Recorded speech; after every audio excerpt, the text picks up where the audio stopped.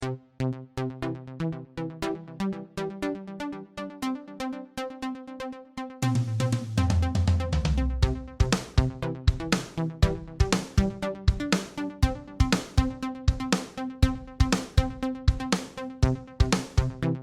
is Older Americans Month, a time to recognize older Americans' contributions, highlight aging trends, and celebrate the accomplishments of older Americans. Northside AARP Community Group would like to recognize Carol Marin for her contributions to honest, insightful, and ethical Chicago journalism. Lived in Chicago for any length of time. You have seen her on Channel 5 News or Chicago Tonight on Channel 11, or seen her writings in the Chicago Sun-Times, as well as many other places. She is a Chicago icon. Yeah. She is a political editor of NBC5 News in Chicago and a regular interviewer for public broadcasting on WTTW's Chicago Tonight. Carol's television news career includes a stint as a correspondent for CBS News, working for the news magazines 60 Minutes 2 and 60 Minutes. And before that, as a primetime anchor for both WMAQ and WBBM. So much of Carol's current work involves political reporting. A substantial part of it focuses on public corruption and organized crime. Carol is currently the director of the Center for Journalism, Integrity, and Excellence. And I want to emphasize journalism, integrity, and excellence at DePaul University. She is joined here today with her longtime producer. I'd like to present her.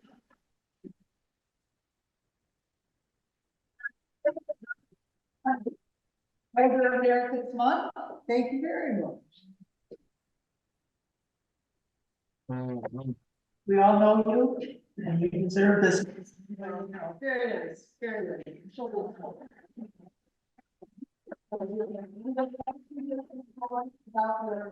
Wonderful career, and answer some questions from the audience afterwards. Absolutely. Well, you're welcome to have a seat. Okay.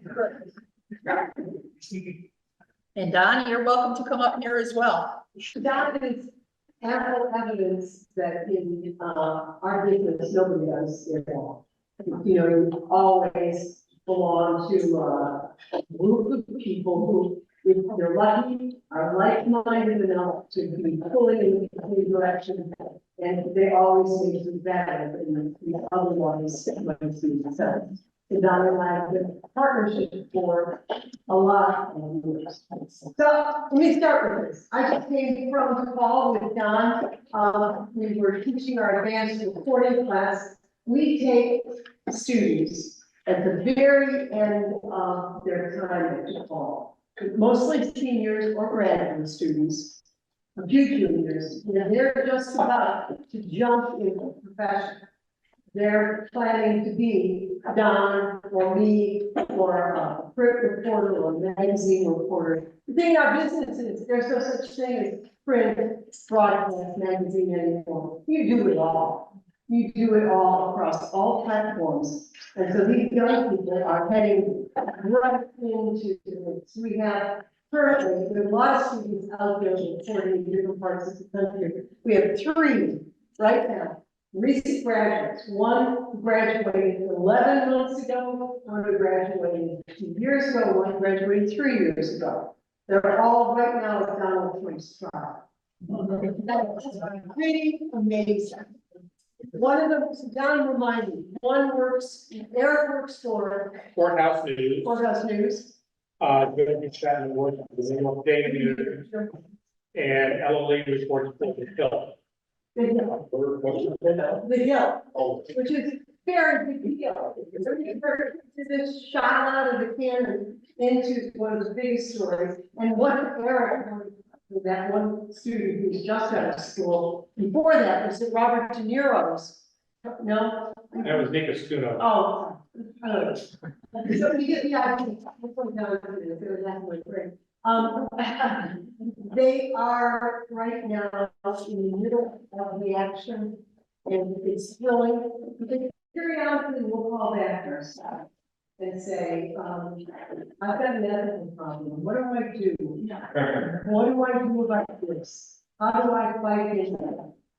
This is not a story I want to do, all kinds of things. Don and I have made it clear to our students for all these years, that once you belong to us, you belong to us forever. And so we can call us as a 911 and say, what do I do? When a politician says, give me the questions and yes, brothers, no. Or police officers that says, give me your notes. The answer is no. You know, but those are things you encounter when you're young, you don't know how to navigate them. And even sometimes when you're not studying, you still need a little help in the navigation. I realized, I was invited here, that I became an older American, I realized, when I was in my 40s, and it was the first time somebody came up to me and said, I've been watching you since I was in Northside. You know, when that happened, the first time, no, I'm not that old. Well, I am that. And so I've come to embrace what in the beginning I resisted pretty strenuously. What I also resisted pretty strenuously was the notion of retirement. So I stopped broadcasting at NBC in the presidential election of 2012. And decided it was time to pull the plug mostly onto the news reporting. But I still cycle back, Don and I do, from time to time when NBC asks if we'll comment on the Edward trial or those kinds of things. But mostly our lives right now are repurposed as professors at DePaul, trying to teach that which we love so much, which is journalism. People ask us all the time, aren't you disgusted with what journalism is right now? And my answer is no. There are things I don't like to watch.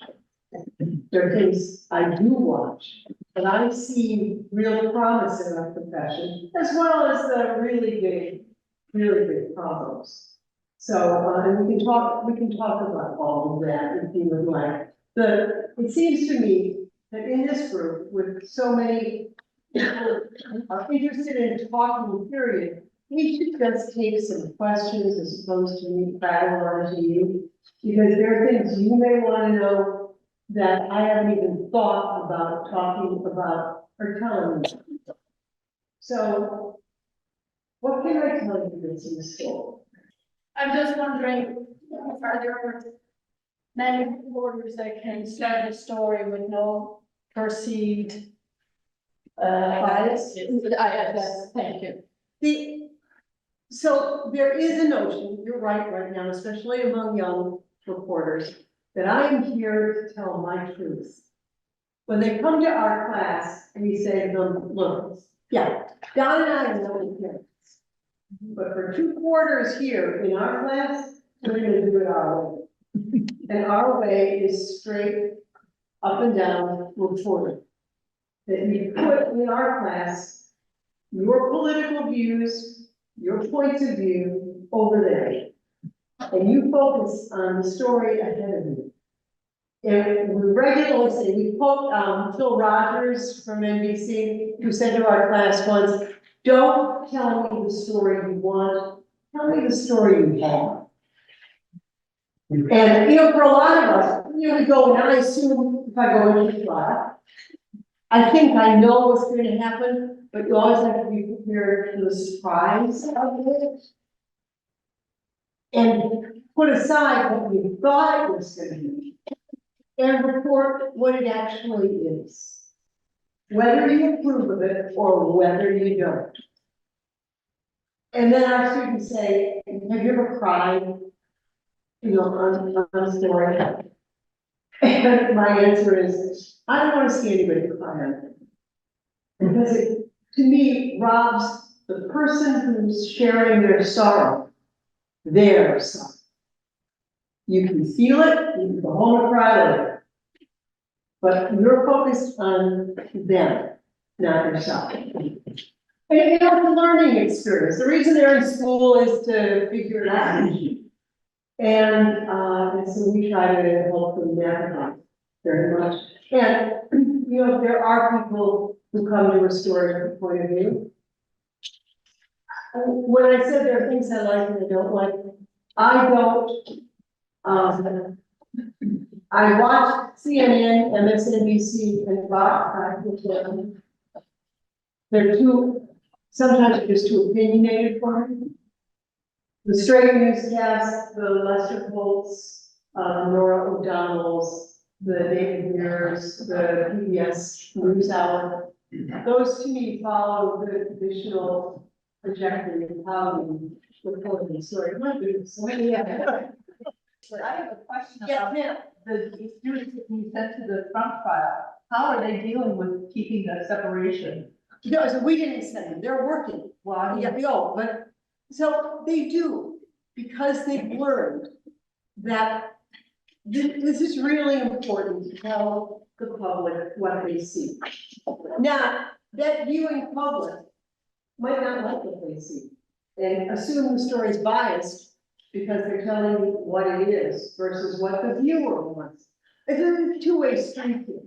There are biased reporters, yes. There are biased viewers, yes. My mother was one. When Bill Clinton was president and he was being impeached, and NBC never was covering, cover. My mother called me one day and said, "You people." She was an ardent Democrat. And I said, "Mom, it's not that we were reporting. You persecuting them." So even your own mother can turn on you. But that's the point of what we do. We have students, you've been by the DePaul encampment, anybody been through? So I was down there on Sundays, our students are covering for student media. And a couple of them came up to me and people here don't like us. The encampment people don't like us, the pro-Israel people don't like us. Get over it. You're doing your job. Yeah, you're doing your job. That, no, if they don't want to talk to you, they're. A young person comes to you and says, "When I grow up, I want to be just like you." What do you tell? I tell them no. I tell them, you don't want to be just like me. You know, the term role model has always bothered me. Because it assumes that I've done things so well that you need to emulate. It doesn't account for my mistakes. It doesn't account for my failures or weaknesses. And so you might want to do some of what I've done, but you really don't know me. You've just seen me. That's the other part. We don't know the people we watch. We get to, feel for them, and there are people I watch that I don't want. And there are people I just love. Like Kate Snow on NBC. I think it's so good and genuine. But I tell them that they gotta be who they are, not who I am. And take a few pointers from me, right? I'm there. But you've got to be true to who you are in the sense of not trying to imitate someone else. I was wondering, when you are looking at a story, how do you know what's true and what's fake? Or what's the lie? Or what's the It's a very good question, because everybody lies. I've been lied to by politicians, I've been lied to by priests, I've been lied to by a lot of people, because it happens. And so you don't go in cynical, but you certainly go in skeptical. And you check it out. The old city news bureau's line, famous line, if your mother says she loves you, check it out. Well, you do, you must. And it's not so, and That's why with our students, among the things we do, when they do this, put together this story for us, for Channel 11, and they research it, and they shoot it, and they fact check it, they fact check it again. Because, you know, it's one of those things. A lot of mistakes in broadcasting are not because someone meant to do it. They did it because they just were working too fast or they were wrong. Same thing for print. My father, who, most of you are Chicagoans for a long time. So when I was a kid growing up, my dad, we did not have money. We were very blue collar. But my dad always made sure he bought 4 newspapers every day. We got the news, Chicago Marin, the Sun Times, and the Tribune. And then once a week, we got the national, because the national observer. That night. But my dad would bring them in. The first paper we fought over was the Daily News. Oh, no, I'm sorry, it's the Daily News was one of those that then sometimes, when Martha was there, we both wanted to read Martha first. And then my father, and this comes to the checking out fake stuff. We'd be reading it sometimes, and reading the Tribune, we go, my nickname is Amy. We go, Amy, the guy who was killed in the Sun Times was 41. In the Tribune, he was 20. Who do you believe? My father was my early fake news, guy. But it was that people make mistakes, and we have to try, I think, to not assume the worst when a story is wrong, but acknowledge that retractions are an honorable thing to do when a person makes a mistake. And we've had to make some retractions, and they are painful, I will tell you. They're hundreds, but it's what we do. Yes. Okay, here we go. That was so good. So I'm thinking of journalism students today, and I'm aware of journalism students at various programs who put stories out. And then they feel they've offended people and they start writing, we apologize for offending you for what we put out.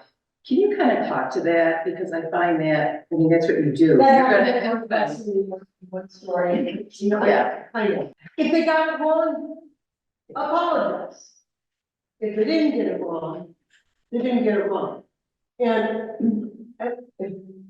going back to the encampment Sunday, when I was talking to some of the students who were working for the school newspaper, one of them said, these people, I mean, I'm not the enemy. And you go, that's right. You're not the enemy. You are the friend of the church. And sometimes you walk alone. And if they're offended, I was glad she was getting an experience. An experience of somebody getting in your face and saying, get away from me, you can't do this. Or do not walk on this public sidewalk. Get off my side. Well, you need to know the rules of the road, and they're learning them. I was really glad that they had some of those feelings, and I was glad that I was there to be able to say, it happens to all of us. But you're doing something you're supposed to be doing for the right reason and with good intentions.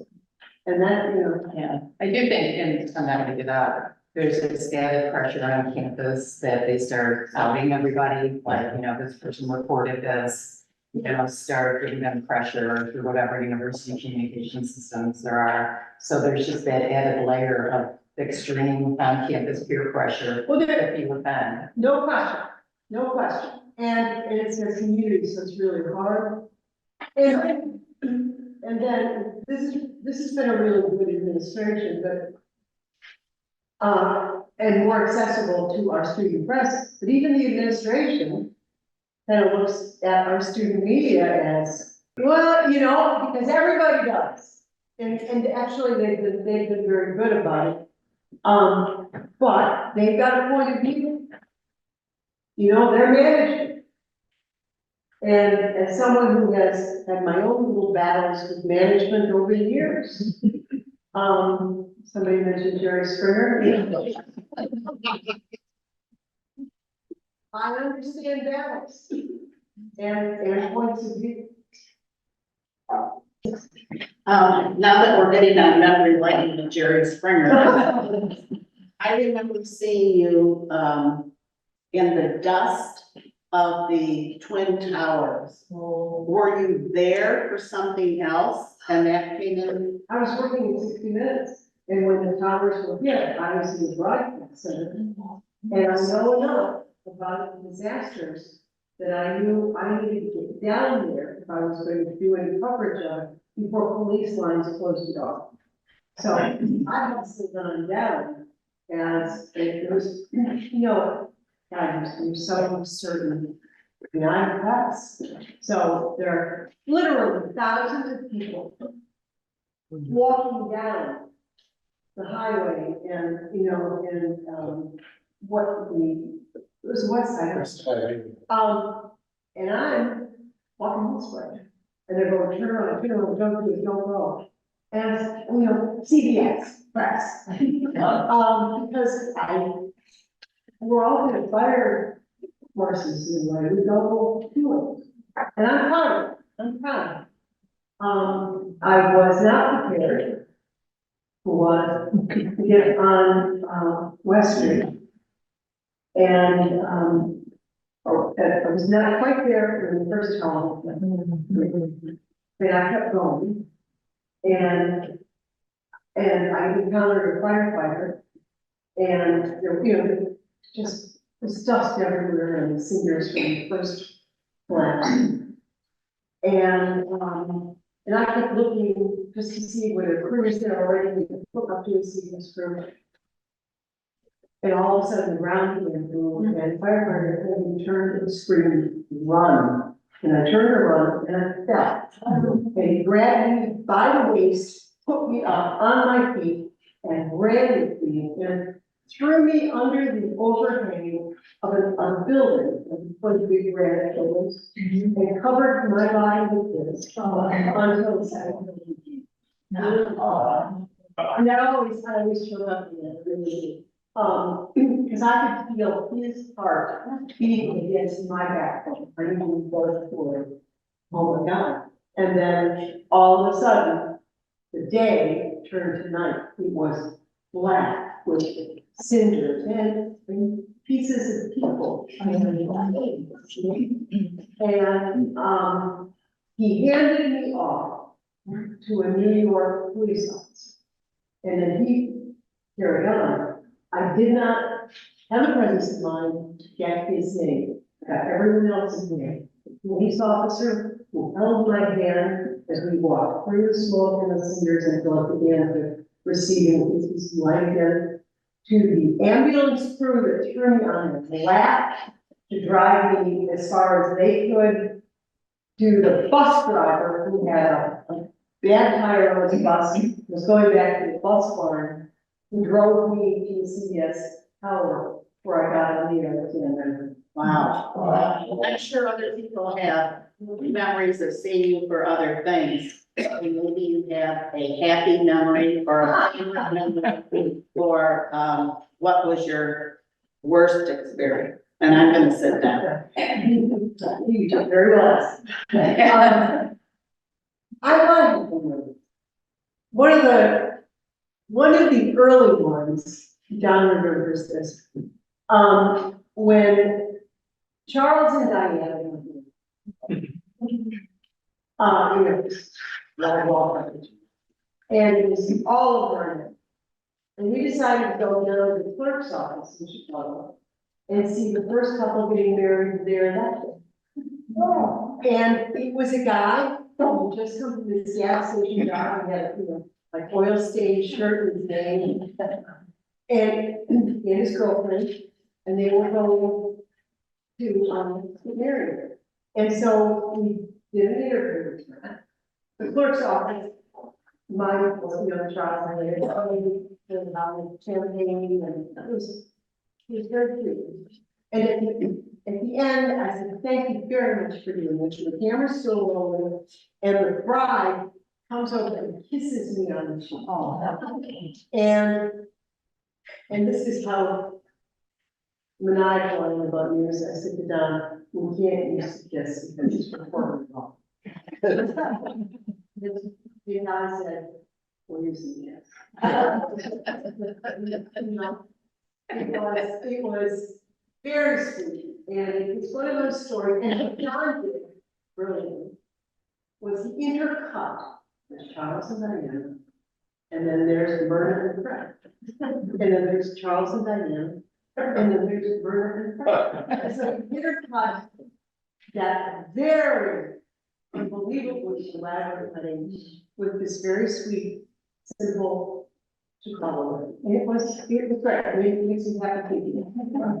I wonder if you could share with us your most proud experience, which did reflect integrity and excellence in your career. Well, I hope that it all did, in one way or another. But, and I'll tell you about Jerry Springer, because Ron Majors and I got too much credit. He really did.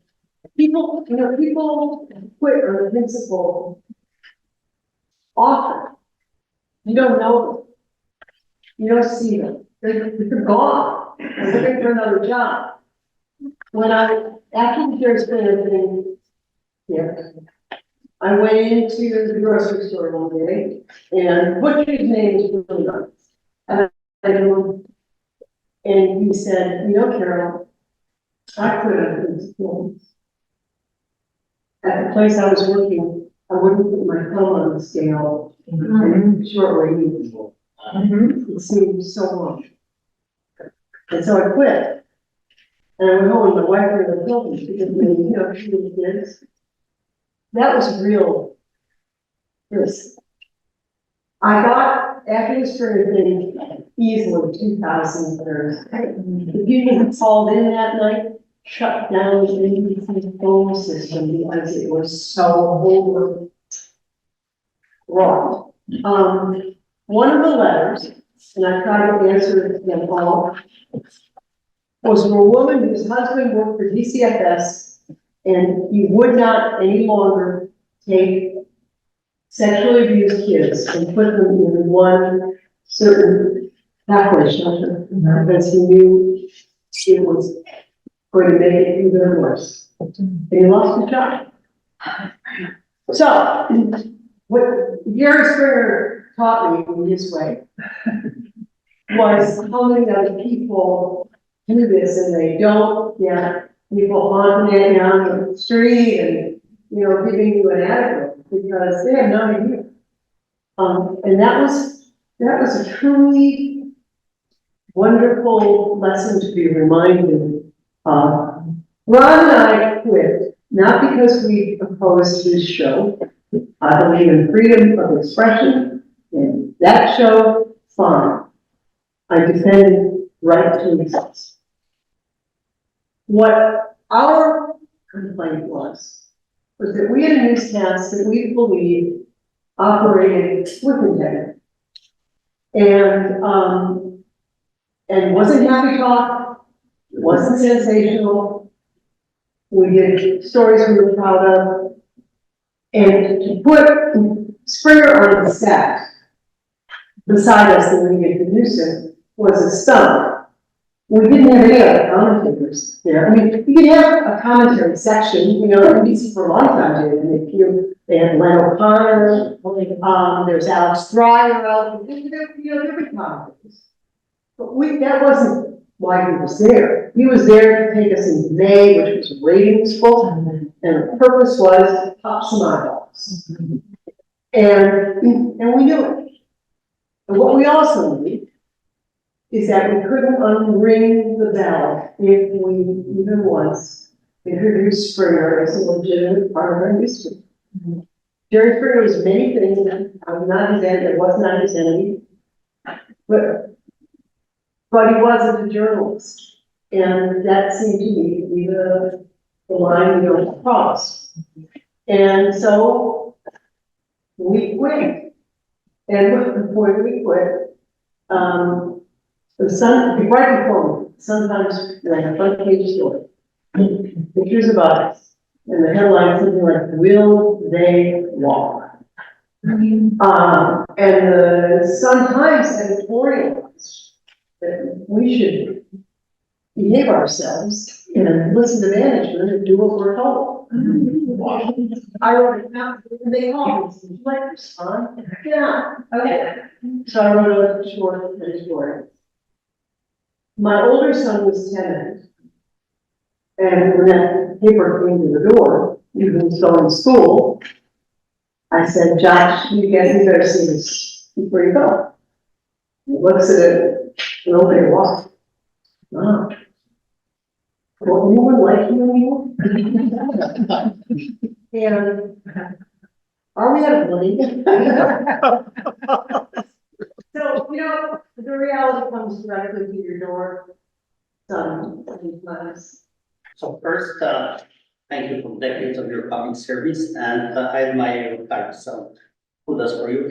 There was a meeting with superintendent in Sneevy last week, and one of the topics that he raised was how to support seniors that reside in Brazil. I asked him a question about immigration for the Democratic Convention, and he said that since day one, they have been working with state, federal officials on this. Questions, and one more comment. I have 3 decades of media experience as a freelancer.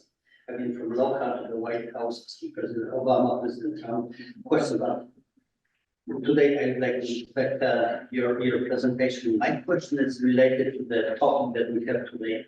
May older Americans. We have over 60 million older Americans in the United States. American for the Community Living, they organize every year celebration, and the motto of this year is connectivity. How can we better connect each other, seniors, and also with the community? So my question is, what can we do better, strengthen and better connect American older adults with ourselves? Thank you. We want the question, how do we better connect, older Americans to the larger community? I think that really is a question. One of the things, thinking back to Paul, that I'm grateful for is that every day we see young people and listen to young people. And we don't agree with them on a lot of things, but they have a different point of view. And after Paul, we have a pretty diverse population. Foreign students, Black students, Hispanic students, atheists, Catholics, Lutherans. And part of it, I think, is taking the energy every day to insert yourself in some place that you might not ordinarily go or see. Maybe it's just a museum you haven't been to, or or something like this that you never came to AARP that you wanted to hear. I think we do silo ourselves into older people, young people, student people, and it takes energy. It takes energy from us too to do it. But the idea of connectivity, if they're not connecting with us, then we go connect with them. I mean, I think it's we are the jack of all shouldn't when we need to be. Yes, sir. If I can be, before you take that question, I want to plug our next meeting, which relates to that topic, co-housing. Oh, yeah, right. And intergenerational living. Yeah, Right. I think that's great. Yeah, so come next time and hear about that. Or watch the David, you video. have a question? Very quickly. In your capacity at the hall, how difficult is it to teach them, show them as an example to report on the 50-yard line and not bring anything of themselves to the story. So we all bring ourselves sometime. It's whether we insist that our stuff is more story than their story. It's a constant conversation. I mean, it really is, that, when we'll have a student say, I want to do a story on immigration. I want to do a story on the migrants. Okay? What are you gonna do on the other side? Is there another side? Are there two other sides? Three other sides, yeah. And so you wanna do that story, okay. But you've gotta try to balance if you can, this is a new story. But there's a profile of someone, okay. But if it's a story about migrants in Chicago and migrant housing, then there are other things that might be germane to that story. And a lot of times, I mean, they're very earnest, but they haven't thought of it. They haven't had enough editors. They haven't had somebody take their hand enough to show them that maybe they need a little more than they think they have to make the story, and questions to ask of people they haven't thought of ask. So it's constant. There's no one thing. It's a little bit of everything. Do you have any recommendations for addressing deep fakes and making sure that the public is not misinformed? Well, deep fakes are going to cut letters, just to just start. Part of it is on the public as well as on whatever the news agency or the Google, I mean, you can Google it. If I Google me, I'll find things that are written by bots. I'll find things that are wrong. There was a guy, a court watcher in Chicago, oh God, what was his name? Sherman Skolnick. Sherman Skolnick used to put out a newsletter. He was a big court watcher in the and he got a little off the rails. And he wrote the piece early on in the days of the web. And it said that I and my family owned a part of NBC. That I was part of an infiltration of Henry Hyde's office. He was congressman. That I was part of, I can't remember all the scenes. And I called it. And I said, Sherman, take this down. It's wrong. It's all wrong. And he responded, I have my services. So, part of our job as consumers is to question everything. I do, or listen to, or watch, because I think some of it is found wanting, some of it is just rude, but somebody wanted to say it. And believe me, when Don and I were in CBS, somebody called and said, "Can you look at your CBS bio online?" And I haven't. It's my picture from the CBS bio, and it's some information that's true. And then it went into a little litany of the kinds of wild sex I prefer.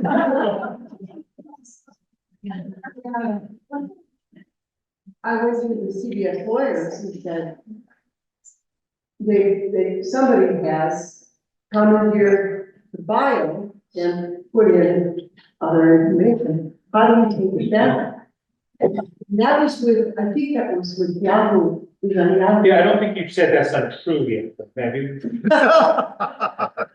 it was untrue. Thank you very much. CBS lawyers were one of the best I've known. And they had a hell of a time are pressing out because it's free speech. Sometimes in the fight for free speech, we lose to some morons free speech. We just do. And they maybe I can take it down for a while, but whoever posted it here. So probably somewhere, in the bowels of the giant internet on page 5027, hits for me, then I do that. Don't worry. This is not an unfair question, but I wonder if you have any insight in how we'll handle AI and where it might take us. And again, it might be an unfair question, I It's know. not an unfair question, it's a very fair question. AI worries us. We tell our students they don't write anything from AI. Now, the problem is, how do you back that up? Because there is no, you can check the plagiarism, there's software for that. But AI is very hard. And sometimes when people like us are grading things, I'll look at something on the internet and I don't think that's real. But we don't have a search engine or we do not currently have a way to identify what is the meaning what is AI and not AI. And so it has to be in our class, not our system. I'm part of a committee that reviews graduate applications. And sometimes you use your God, when a young woman write a really impressive resume. But the essay she wrote, and when she did, said submitted a writing sample, not very good. But then she was asked to do an essay. Wow, what a difference. And I, and other members of the graduate committee said, there's something I would trust about this. It just doesn't feel right. And I'm going to take a pass. I'm going to say, do not review. But I have them right. I mean, it's a crapshoot with AI. I mean, look at the celebrities who are now, particularly women, who are being put on AI with horrible, sexual things. It's a tough world out there. And so we try to get ahead of it, we're behind it. We're behind it, just it.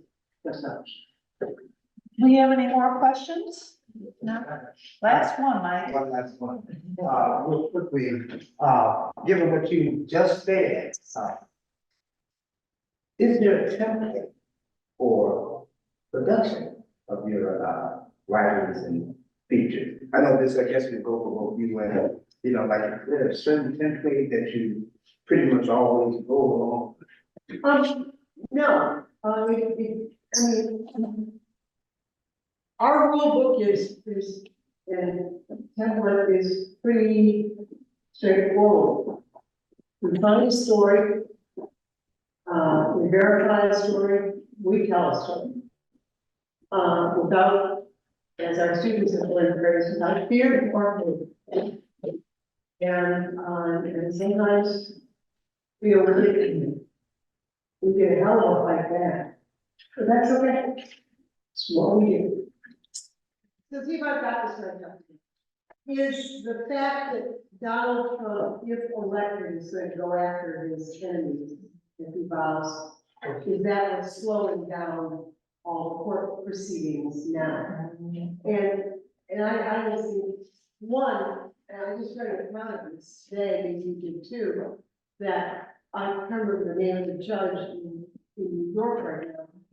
They thought jury selection was gonna take 2 weeks, it didn't. They thought they wouldn't get through, or the witnesses very fast, they are.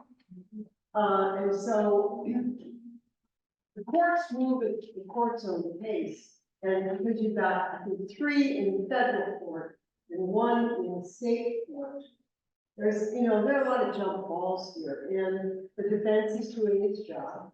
The fence is slowing it down, I think, because it feels like you've drifted down the truck. And the prosecutors just trying to speed it up because that's not their goal. So I don't see it exactly that. I just have one question. Oh, go on, come up here. Is Ron Majors still around? Yeah. So Ron Majors is not only alive, we just had dinner with him and his wife Elise, about